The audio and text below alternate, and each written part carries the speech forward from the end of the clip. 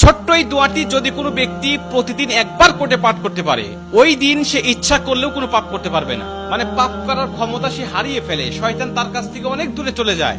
নবীজি বলছেন, যদি কোনো ব্যক্তি এই দোয়াটা মাত্র একবার পাঠ করে, যেদিন সে পাঠ করবে ওই দিন শয়তান চিৎকার করে কাঁদতে থাকে, চিৎকার করে আওয়াজ দিয়ে বলতে থাকে যে আজকে সারাদিন তুই আমার ওয়াসওয়াসা থেকে মুক্ত হয়ে গেলি, আমি ইচ্ছা করেও আজকে তোকে আর ধোঁকা দিতে পারবো না, তুই আজকে আর কোনো পথভ্রষ্টের কাজ করতে পারবি না, তুই সেটা আমার কাছ থেকে মুক্ত হয়ে গেলি।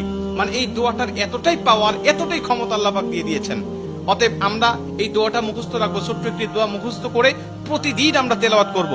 আমরা কিন্তু অনেকেই আছি পাপ ছাড়তে চাই, কিন্তু আমরা এমন কিছু দেখি বা এমন কিছুর সম্মুখীন আমরা হয়ে যাই, ওটা দেখার পরে আমরা নিজের উপরে নিজের কন্ট্রোলটা হারিয়ে ফেলি, তখন আমরা পাপ করতে বাধ্য হই বা পাপ শয়তান আমাদেরকে করিয়ে ফেলে। এজন্য যদি আমরা প্রতিদিন অন্তত ফজরের নামাজের পরে এই দোয়াটা যদি পাঠ করতে পারি, তাহলে আমরা কিন্তু শয়তান থেকে মুক্ত থাকবো।